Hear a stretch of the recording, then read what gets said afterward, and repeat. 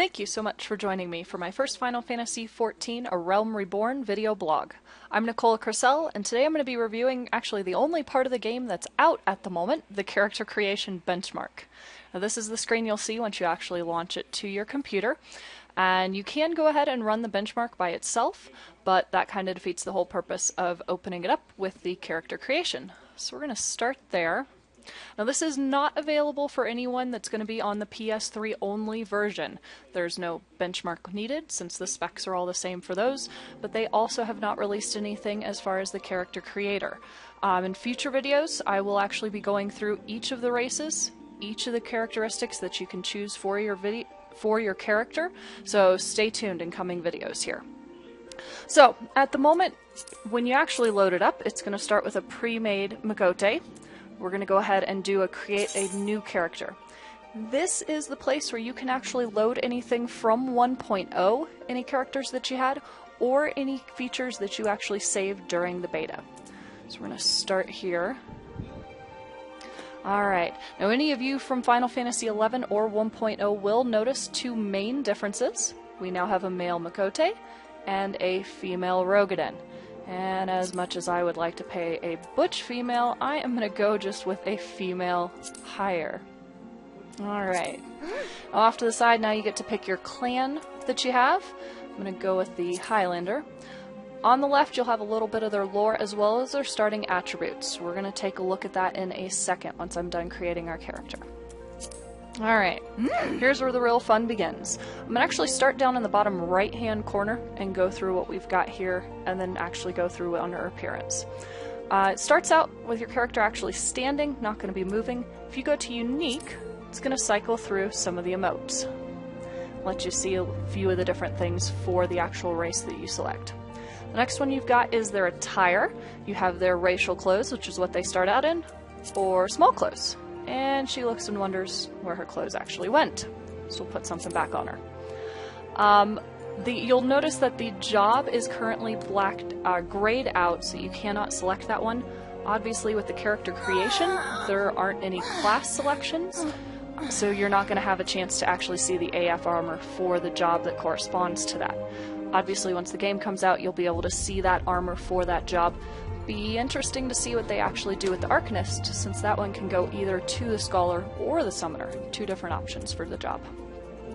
The last one you have then is your environment. You can start in the ethereal background. You can go to the coastlines of La Nocia. You've got the forest of the Black Shroud, the desert of Thenlin, and it's actually the inn in Gridania. Now if you're outside somewhere, it'll give you the option to adjust the time of day, either midday or evening. All of these lighting selections are the same as what's actually in the game, so this lets you get a full range, make sure you really are comfortable with the type of character that you have. I do recommend making sure she is standing before you actually start doing the characteristics. With her jumping around like that, gonna be a little hard to see the different appearances. You do have a random appearance button up at the top. Nice if you're not quite sure what you want her to look like. So pick one that looks good and then go from there. You can start on the left and then all the details are off on the right. Slider bars for some. For skin color you've got your normal color pattern there. Once you actually confirm it on the right hand side, it'll just step through whatever's next and you can keep going down the list there. Or you can jump around on the left hand side. One thing that I do want to point out is with her face paint. You'll notice at the moment she's actually got a tattoo and a face paint that overlap. Very hard to actually see the patterns. I recommend starting with the color first. That way you can highlight what you actually want to see. And you do have an option to make it a little bit darker. And then go back to the face paint itself so you can see the pattern a whole lot better on what it's going to look like. Some of the patterns are a little more subtle. Some are not so much. So, for now, I'm going to let that be. We're going to go back here and actually confirm the character, and we can save the data to load it up when the game actually starts. And I'm going to do this one for display only. I have done a little bit of work on my actual character, but I'll wait to reveal her until a little bit later, closer to beta. So once you get that characteristic saved for your character, you go back out to the main screen when you first logged in. Once it actually loads here, and it'll give you the option to pick. You will be able to save multiple characters if you want to play around, if you want to have different characters actually in the game, or you just want to try out different looks. They're all part of your drop-down list here. So I'll go ahead and do the one we had. And then you get to pick what gear they actually appear in. The selected class that we have at the time is, or the selected job here is the Paladin. Because again, you don't get to pick your class, they just have left a default one. So you've got their AF gear, racial specific, you got a random level 20 gear, level 30, watch the Paladin progress, level 40, level 50, where not much of your characteristics matter at all, it appears. And then lastly, you have a Cascadier uniform.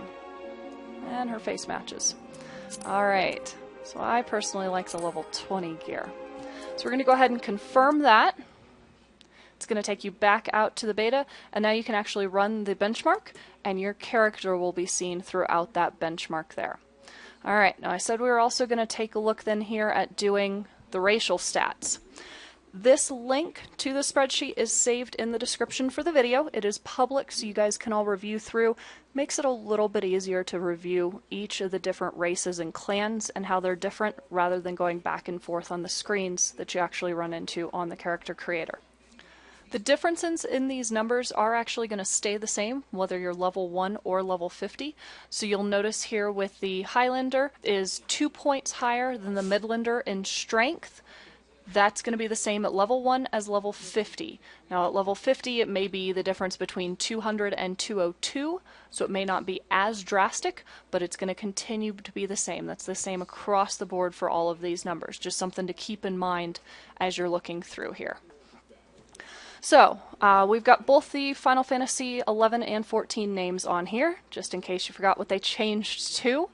You've got both of the clans for each of them then. Male and female are exactly the same, so that doesn't matter. And then across the top you've got your different stats that you're looking at, starting with the physical, moving towards the magical for the intelligence and the mind. So, all of them, they're color-coded. Some of them are going to be more specific in what they do, such as the Highlander, who has a 23 for strength. The Midlander, on the other hand, is fairly even across the board. So this will give you guys a chance just to take a look and compare each of the different races and their associated clans compared to what class they'll actually end up working best with.